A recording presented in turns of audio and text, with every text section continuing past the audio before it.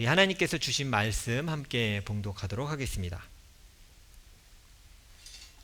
오늘은 구약성경 에스라 7장 6절에서 10절까지의 말씀입니다. 우리 하나님의 말씀을 경외하는 마음으로 자리에서 다 일어나셔서 함께 봉독하겠습니다. 한 목소리로 봉독하겠습니다. 바로 그 에스라가 바빌로니아에서 돌아왔다. 그는 주 이스라엘이 하나님이 주신 모세의 율법에 능통한 학자이다. 주 하나님이 그를 잘 보살피셨으므로 왕은 에스라가 요청하는 것은 무엇이나 다 주었다. 아닥사스다 왕 7년에 일부 이스라엘 자손들과 몇몇 제사장들과 레위 사람들과 노래하는 사람들과 성전 문지기들과 성전 막일꾼들이 예루살렘으로 올라올 때에 에스라도 그들과 함께 올라왔다. 그가 예루살렘에 닿은 것은 왕이 다스린 지 7년이 된 해의 5째 달이다. 그가 바빌로니아를 떠난 것은 첫째 달 초하루이다. 하나님이 그를 잘 보살펴 주셔서 5째 달 초하루에 예루살렘에 닿을 수 있었다. 에스라는 주님의 율법을 깊이 연구하고 지켰으며 또한 이스라엘 사람에게 율례와 규례를 가르치는 일에 헌신하였다. 아멘. 앉으시기 바랍니다.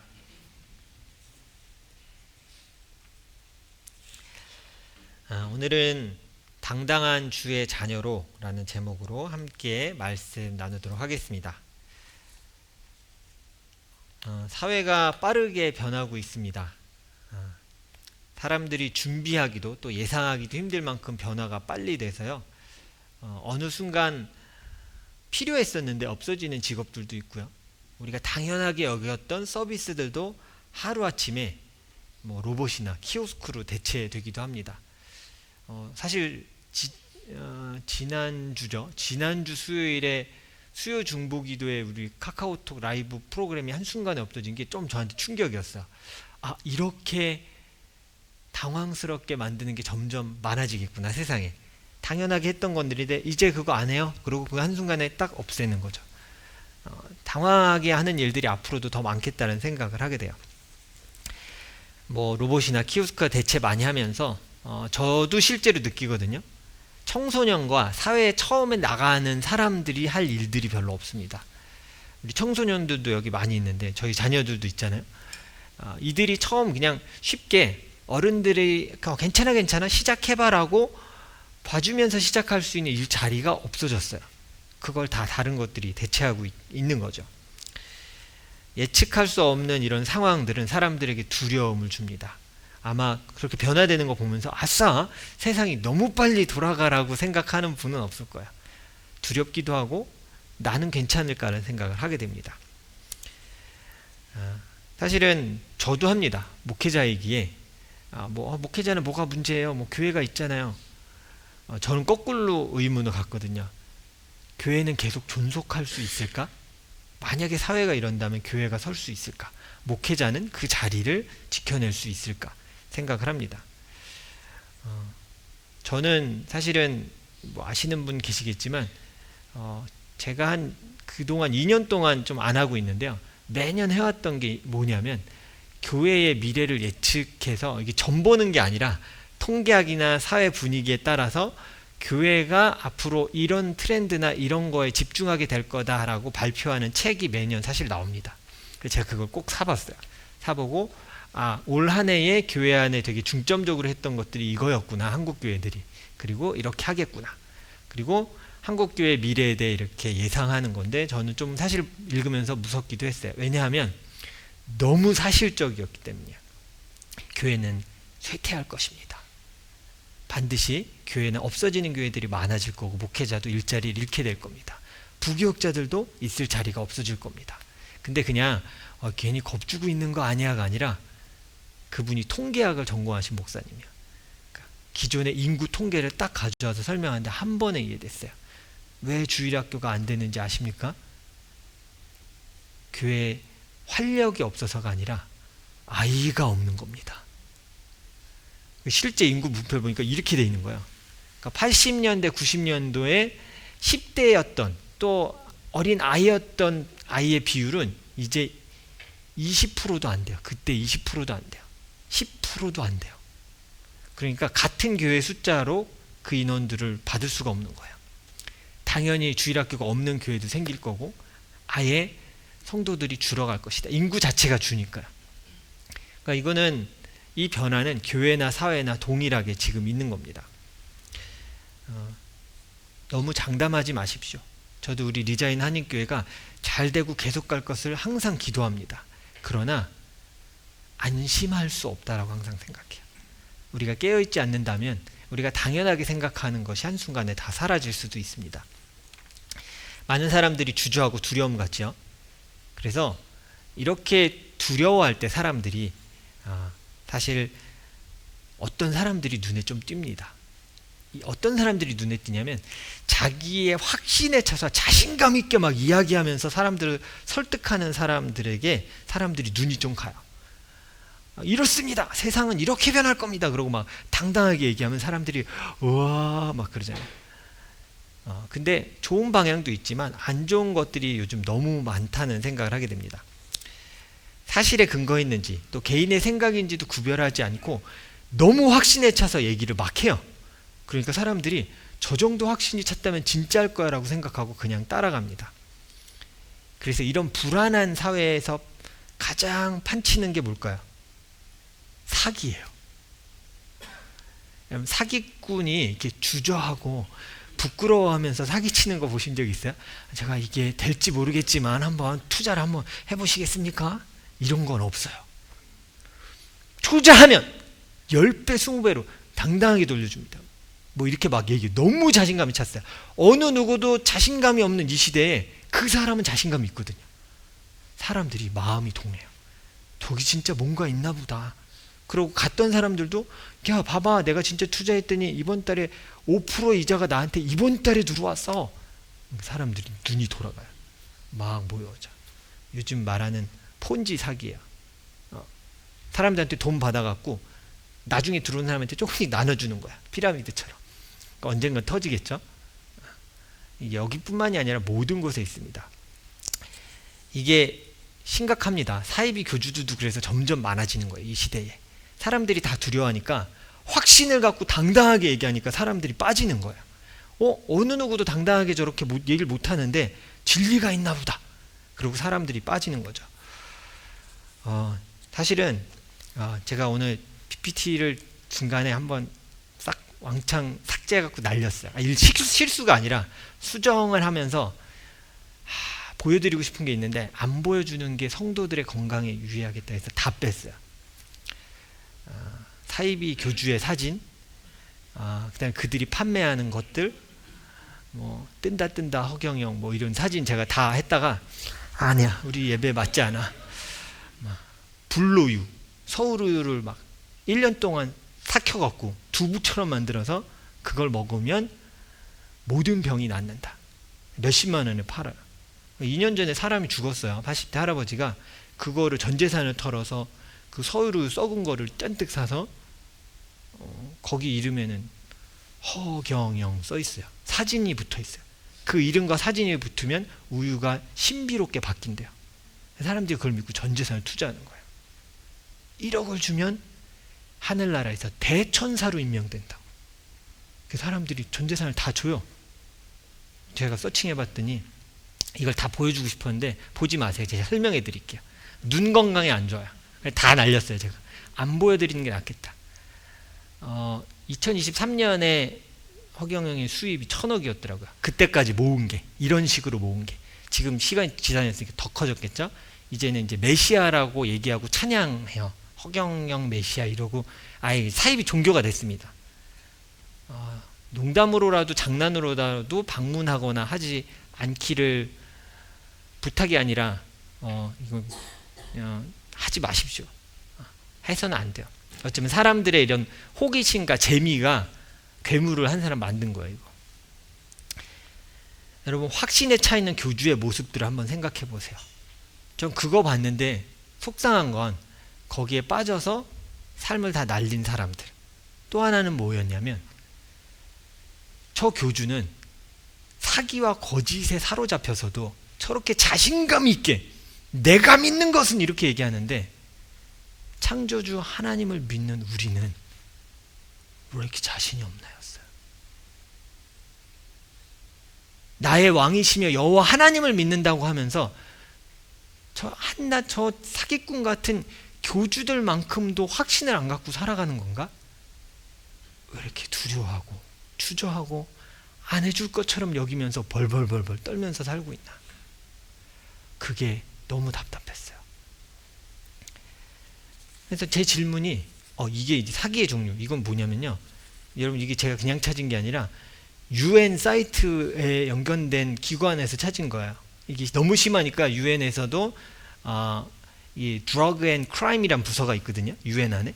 그 부서에서 이 사기가 심각하니까 캠페인을 시작한 거야. 너무 많습니다. 여러분 빠지시면 안 돼요. 이메일 스캠 오죠. 저도 근래에도 받았는데 폰 스캠, 파이낸스 스캠 오고, 그 다음에 로맨스 스캠 막. 또 마음이 외롭다고 또 페이스북이나 이런 데서 안녕하세요 그러고 이렇게 아름다운 이렇게 여자가 말 건다고 반갑습니다 이렇게 하시면 안 돼요. 우리 형제들 정신 차리셔야 돼요. 다 가짜예요. 그래서 이제 돈을 갈취하는 것까지 해서 전 세계적으로 엄청난 사기가 많아요. 자신감 있게 사기칩니다. 그러면서 저는 이 의문이 든 거예요. 왜 하나님을 믿는 사람들이 자신의 믿음에 대한 자신감이 없을까? 내가 믿는 하나님에 대한 자부심이 왜 이렇게 없을까? 벌벌 떨면서 이 세상을 살아가는 이 모습은 내 아버지 하나님에게 어떻게 보여질까? 이게 좀 마음을 쓰라리게 했어요. 이런 일들은 오늘 성경에 나오는 포로기에도 사실 많이 일어났던 일이었습니다. 포로기에 어떤 일들이 있는지를 오늘 좀 말씀을 통해 함께 보겠습니다. 많은 그리스도인은요, 이렇게 북이스라엘도 망하고 남유다도 망했어요. 멸망을 했죠. 포로기가 이 유다가 멸망한 후에, 멸망할 때부터 포로로 잡혀갔다라고 많이 생각을 하세요. 근데 아니에요, 여러분. 유다가 멸망하기 전부터 이미 포로로 잡혀가기 시작했어요. 여러분이 알고 있는 멸망 때에 포로로 간 건 세 번째 포로 잡혀간 거야. 포로도 잡혀간 것도 1차, 2차, 3차로 잡혀갔는데, 제가 표를 하나 보여드리겠습니다. 이게 이제 끌려갔던 지도를 나타내는 거예요. 나중엔 이렇게 돌아오게 되지만, 끌려갈 때 이렇게 끌려가서 바벨론과 여러 지역, 메소포타미아 지역의 사람들을 흩어놓게 됩니다. 바벨론 포로로 끌려가서요. 근데 연대를 한번 좀 볼게요. 연대 보면 여러분이 잘 알고 있는 게 북이스라엘 멸망 722년, 이게 유다 멸망입니다. 586년인데 보세요. 1차 포로가 몇 년이에요? BC 606년, 그 다음에 BC 잘렸네요. B가 잘렸네요. 598년이에요. 그러니까 멸망하기 전에 이미 1차, 2차로 포로로 끌려간 거예요. 그래서 포로로 끌려간 지 70년이 되는 해에 돌아올 것이다 라는 개념은 이때 3차 때부터 하는 게 아니라 이 1차 때를 기준으로 70년이 지나면 사람들이 돌아오게 되는 걸 성경에서 얘기하고 있는 거예요.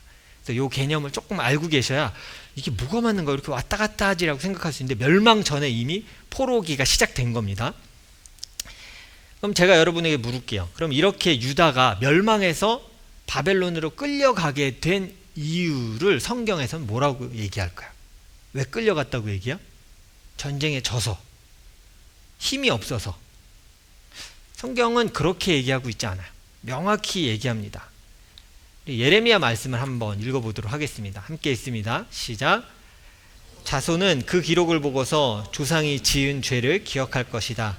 온갖 푸른 나무 곁에 높은 언덕에 들판에 있는 여러 산에 그들의 조상이 쌓은 제단과 만들어 세운 아세라 목상들을 기억할 것이다. 내가 나라 구석구석에서 지은 죄의 값으로 내가 내 모든 재산과 보물을 약탈품으로 원수에게 넘겨주겠다.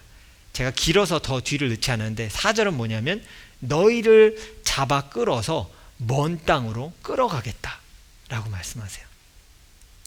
포로의 이유는 명확했어요. 하나님을 의지하고 하나님만 믿고 살아가겠다는 백성이 하나님을 의지하는 것을 그만두고 다른 것을, 저기 나오는 저 수많은 이방 종교들과 우상들을 섬기며 살아갔던 거예요. 하나님은 그것에 대해서 말씀하셨어요. 내가 너희의 모든 것을 빼앗고 너희를 포로로 끌려가게 하겠다. 이 포로기에 있었던 유다 백성들의 모습을 한번 상상해 보세요. 자신감에 차서 살아갔을까요? 우리 하나님께서 우리를 도우실 거야, 반드시 내 삶 가운데 역사하실 거야 라면서 살아갔을까요? 아니면 안 하실 것 같은데, 아무리 제사를 드려도 응답이 없으신 것 같은데, 그럼 나는 누구를 찾아야 할까? 후자겠죠? 하나님이 그걸 지적하신 거예요. 너희는 나에 대해서 확신이 없구나. 너희가 믿는 나에 대해 자부심이 하나도 없구나. 그걸 다 내려놓고 이방신을 예배하겠다라고 말하고 있구나. 그 결과가 명확했습니다. 하나님에 대한 자부심을 잃고 확신을 잃으니까요, 내 주변에 도움이 될 것에 눈을 두기 시작했어요. 하나님이 아닌 다른 것이 내 힘이 될 거라고 여긴 겁니다. 그래서 하나님을 배신하게 되거나 우상숭배하는 걸 보통 우리가 불신앙 이렇게 표현을 하잖아요. 그 불신앙의 시작은 뭘까요? 시작은 이렇게 표현할 수 있을 것 같아요. 같이 읽어볼까요? 시작. 불신앙의 시작은 뭐라고요? 믿는 대상에 대한 확신 없음에서 시작하는 거예요. 진짜 도우실 것 같진 않은데, 도와도 이만큼 도우시고 나머지는 내가 알아서 다 해야 될 것 같은데 라고 굳건한 확신에서 아주 부분적인 partly한 trust로 바꾸는 거예요. 그렇게 하면 나머지의 시선은 어디를 향하게 될까요? 도움이 될 만한 것을 찾기 시작하는 거예요. 이 시대도 그렇고요, 이 이전 시대였던, 이 오늘 성경의 배경이었던 때도 똑같은 일들이 일어났던 거예요. 그런 시대임을 보면서 에스라서 저도 설교 준비하면 쭉 보게 됐는데, 거기에서 독특한 사람들이 보이기 시작하는 거예요. 그 시대의 흐름과 좀 다르게 사는 사람이 있구나. 그리고 그 사람을 하나님이 딱 뽑아서 들어서 쓰기 시작하신다라는 걸 보게 됐어요. 왕 앞에 당당한 사람들이 있었습니다. 오늘 말씀이 어디 책의 말씀이죠? 에스라서.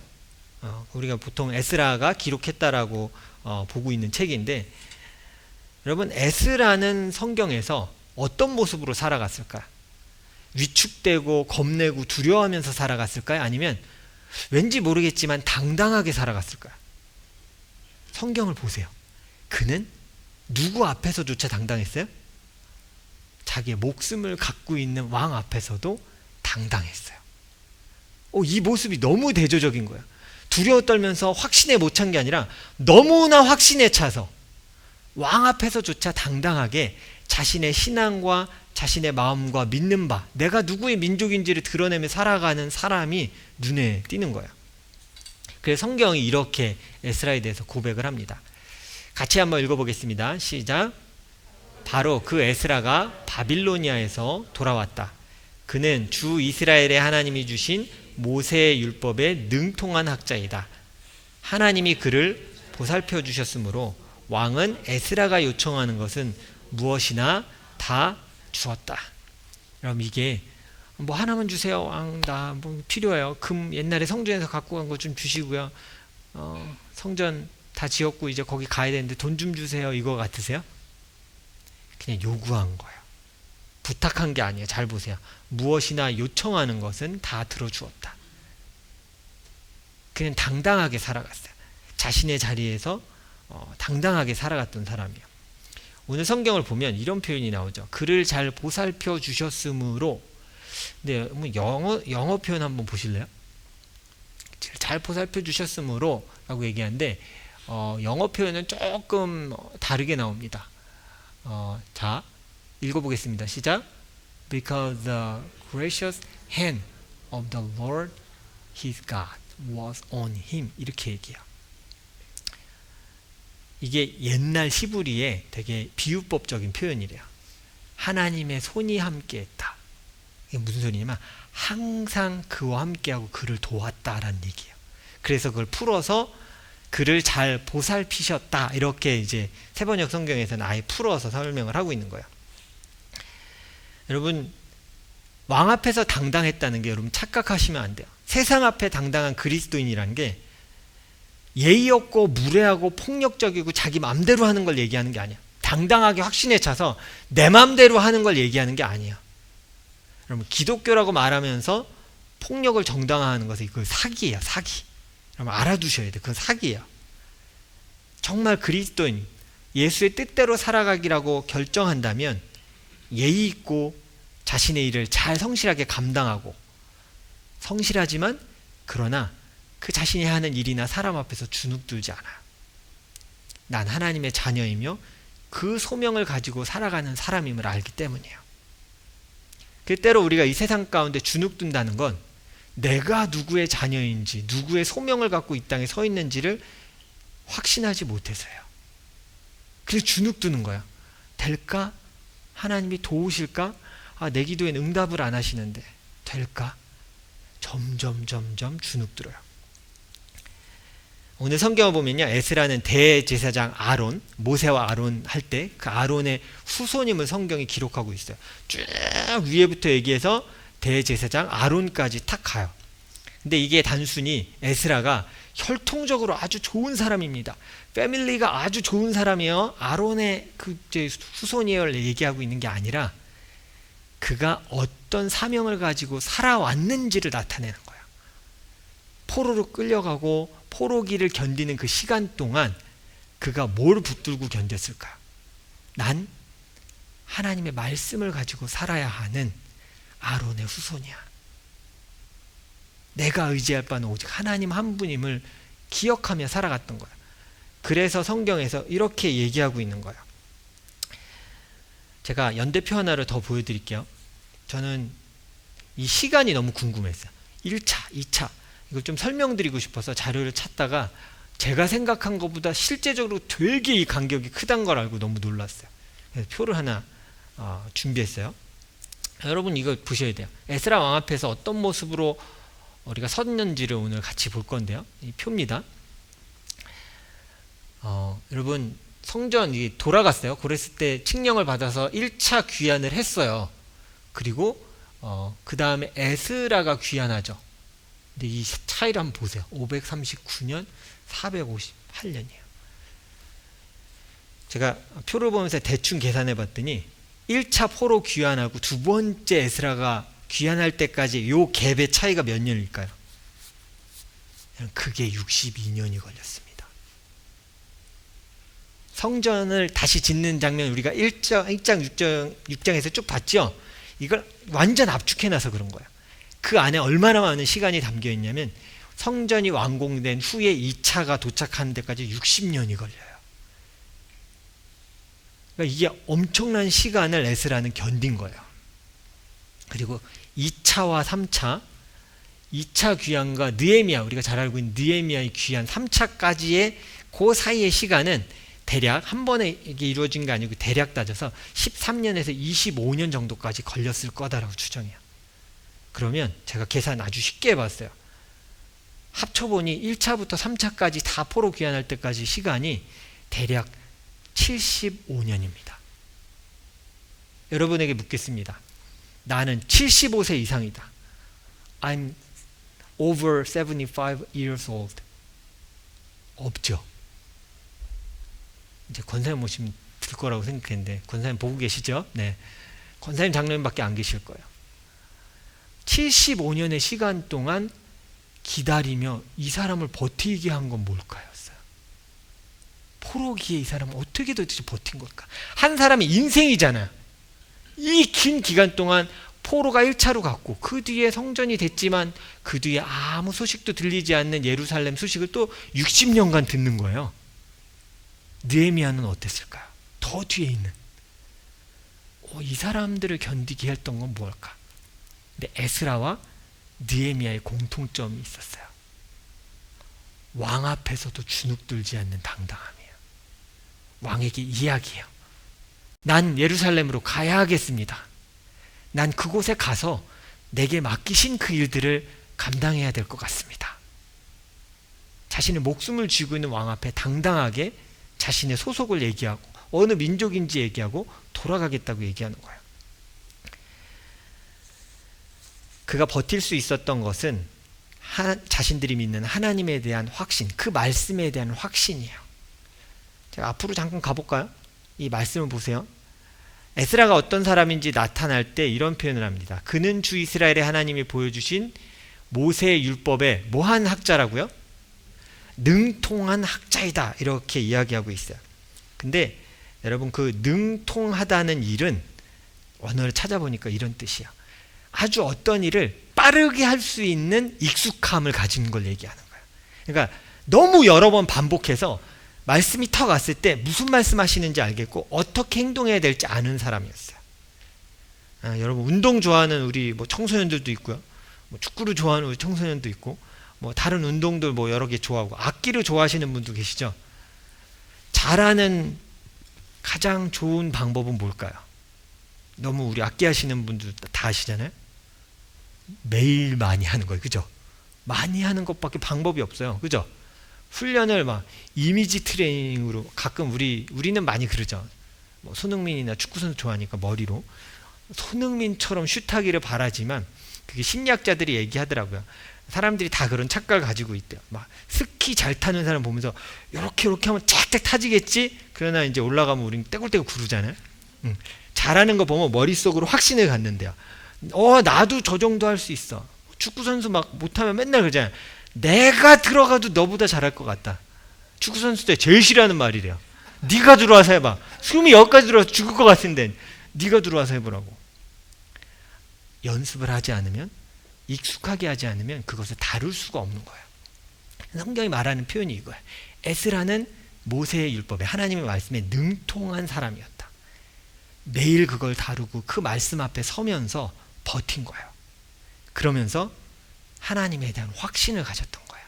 그 확신이 삶에 대한 자부심으로, 자신감으로 나타난 거예요. 나 하나님이 도우실 거야. 그 약속은 반드시 이루어질 거야. 그래서 그는 그 확신을 가지고 그 긴 시간 동안 버티며 살아가고, 때가 됐을 때 하나님의 선택을 받았던 사람이었어요. 여러분, 자녀들도요, 부모에 대한 믿음이 있는 아이들이 당당하게 살아갑니다. 날 진짜 사랑해줘 라고 믿는 애들이 되게 당당하게 살아가요. 그리고 그걸 갖지 못한 아이들은 너무 미안한데 평생 주눅 들어서 살아요. 너무 안타깝죠. 내가 믿는 대상에 대해서 익숙한 시간이 없었던 거예요. 우리 많은 학부모님들에게 권해드립니다. 많은 시간 익숙해지고 능통해질 때까지 아이들과 함께 하십시오. 우리의 머리로는 잘 될 것 같지만 되지 않아요. 그리고 그 확신을 가지고 아이들이 평생을 살아가는 거예요. 우리는 이 땅에서 어떻게 살아갑니까? 하나님에 대한 확신을 가지고 살아가고 있습니까? 오늘 성경은 우리에게 자녀로서의 자부심을 가지고 살아가라고 말하고 있습니다. 우리는 하나님께 좀 더 익숙해져야 합니다. 여러분, 하나님에게 대해 능통하십니까? 이 말은 좀 부담스럽더라고요. 목사님, 저도 누가 나한테 목사님 말씀에 능통하십니까? 그러면 조금 내라고는 하고 싶어요. 저희 소망이죠. 저희 소원이고 소망이에요. 정말 능통한 사람이 되고 싶다. 근데 부끄럽기도 해요. 근데 조금 말을 바꿔보면 할만해요. 말씀에 익숙하십니까? 하나님에게 자연스럽고 빠르게 하나님과 접촉할 수 있게 익숙하십니까? 네. 저 그렇게 대답해요. 우리 모두가 그렇게 대답해야 돼요. 하나님 앞에 능통한 자가 돼야 돼요. 그분의 말씀과 그분이 우리에게 원하시는 것에 빠르게 응답해야 돼요. 능통하다는 건 그거예요. 말했을 때 빨리 응답할 수 있는 거예요. 나중에 할게요가 아니라 말했을 때 움직이는 능통함을 얘기하는 거예요. 여러분, 자기가 믿는 것에 대한 확신이 없으면요, 사람은 자신감 없이 살아가고 있습니다. 가게 됩니다. 여러분, 요즘 자신감 있게 살아가십니까? 아니면 뭔가 두려워하며 자신감 없게 살아가고 계십니까? 자신감이 없으면요, 주변의 눈치를 보며 삽니다. 주변을 의지해서 살아가게 돼요. 내게 힘이 될 게 뭐가 없을까? 그렇게 봐요. 여러분, 세상에 먹이가 되는 사람이 아니라 세상을 다스리는 자로 살아가십시오. 아멘. 눈을 크게 뜨세요. 저를 보세요. 저를 잡아먹을 듯한 눈으로 보세요. 왜냐하면 이게 왜 중요하냐면 저는 범죄 심리학자가 하는 고백을 한번 본 적이 있는데 너무 무서웠어요. 교도소에 잡혀온 범죄 대상자들을 향해서 실험을 했어요. 서베이를 한 거예요. 한 명씩 불러서 뉴욕 길거리를 지나다니는 행인들의 모습을 보여준 거예요. 보여주고 네가 여기서 범죄를 저지를 타겟으로 잡을 만한 가능성이 있는 사람을 꼽아볼래 했어요. 그냥 무작위로 행인 가는 사람들을 보여준 거예요. 몇 분을 가는 걸 쭉 걸어가는 걸 보여주고 너가 여기서 범죄를 저질 만한 너의 타겟이 될 사람을 골라볼 수 있겠어? 그랬더니 범죄자들 맨날 하던 짓이잖아요. 앉아서 이렇게 거리에 걷는 사람을 보더니 몇 명을 콕 찍었어요.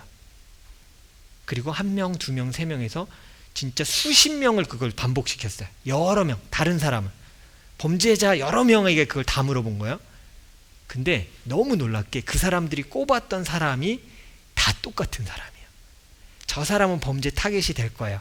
난 저 사람을 노릴 거라고. 무섭게 같은 사람을 다 쫓는데요. 왜 찍었냐고 물어봤어요. 심리학자가. 이게 연구였어요. 왜 찍어?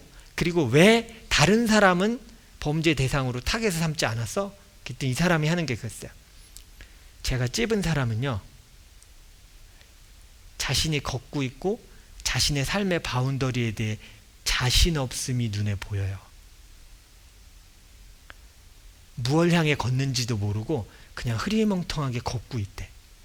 저는 그런 사람을 노려요.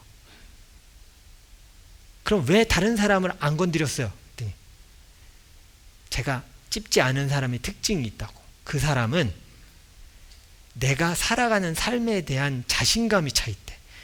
눈이 앞과 주변을 다 살피면서 간대요.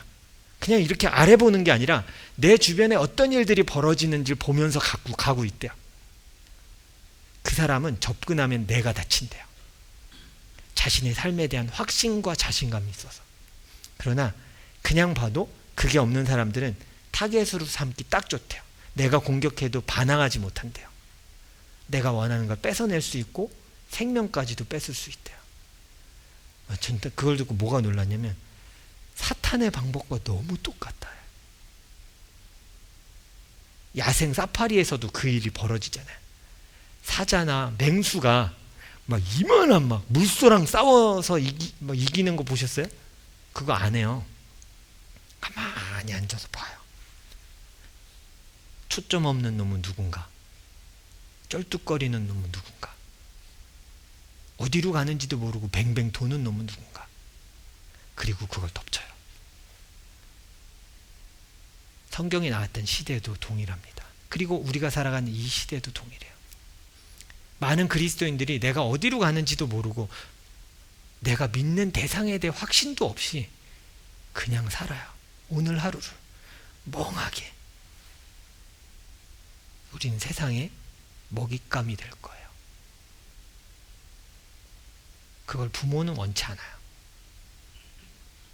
성경은 명확히 얘기해요. 어떻게 그 긴 포로 기간에 이 사람들이 견딜 수 있었는가? 하나님에 대한 명확한 확신과 그에 대한 자부심이에요. 그 약속에 대한 자부심이에요. 반드시 이루어질 거라는 그 자부심으로 살아갔던 거예요. 여러분, 당당한 주의 자녀로 이 한 주간 살아가시기를 축원합니다.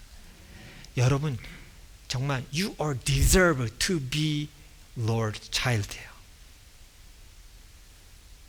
여러분, 그런 자격이 있으신 분이에요. 구원받은 자이며 하나님의 자녀로 부름받은 자예요. 어느 순간 우리가 그걸 다 잊고 그 자부심을 잊고 그냥 세상의 변화에 두려워하며 살고 있어요. 옆에 분 보고 우리 인사를 마지막으로 하고 설교를 마치고자 하는데, 야, 너는 자녀가 될 만해. 하나님의 자녀가 될 만한 자야. 자, 이야기해 주세요. 시작. 너는 하나님의 자녀가 될 만한 자였어. 여러분, 정말 그런 귀한 자부심을 갖고 살아가셔야 돼요. 맞아요. 눈앞에 너무 빨리 변하고요. 우리 자신감 없게 만드는 게 수없이 많습니다. 목회자인 저도요. 근데 그때 저한테 보여주신 거예요. 에스더의 모습을, 느헤미야의 모습을. 아, 나도 저러고 싶다. 목숨줄을 쥐고 있는 자기의 왕 앞에서도 나는 유대인이고 나는 돌아가야 돼요. 그 약속은 이루어질 겁니다. 나에게 필요한 것들을 주세요. 나 저러고 싶다. 여러분, 우리 모두의 마음이어야 돼요. 여러분은 그것을 주장할 만한 하나님의 사람입니다. 우리 어려운 시절을 살아가고 있습니다. 다 어려움을 제가 느껴요. 다 어려워요. 제가 성도들 만나보면 다 느껴요. 내가 사역하면서 이랬던 적이 있나? 성도들 모두가 경제적으로든 정서적으로든 모든 면에서 다 힘들어하던 때가 별로 없었던 것 같은데, 이거 진짜 요즘 진짜 심각하긴 심각하구나. 어렵긴 진짜 어렵구나. 근데 이 어려운 시절을 견뎌낼 것은 우리를 도우시는 하나님에 대한 확신입니다. 그리고 그 자녀로서 가져야 할 자부심으로 살아가야 합니다. 저는 여러분 스스로에게, 오늘 말씀이 우리에게 하고 있는 말이거든요. 에스라에게 했던 말이기도 하지만 우리에게 하는 말이기도 해요. 자, 같이 읽어보겠습니다. 시작. 여러분은 하나님의 손이 함께하는 사람입니다. 자, 여러분을 빼고 내 이름을 넣고 하나님이 우리에게 하시는 말씀임을 선포하겠습니다. 시작. 재중이는 하나님의 손이 함께하는 사람입니다. 여러분, 이 자부심으로 우리 사는 거예요. 여러분, 하나님의 그 도우심과 돌봄이 있어요. 오늘 에스라에게 있었던 그 축복이 여러분에게 있음을 믿으시기 바랍니다. 그리고 그 축복이 여러분의 삶 가운데 이 한 주간, 또 이 한 달, 그리고 이 해가 끝날 때까지 함께하기를 주님의 이름으로 축원합니다. 우리 함께 기도하겠습니다.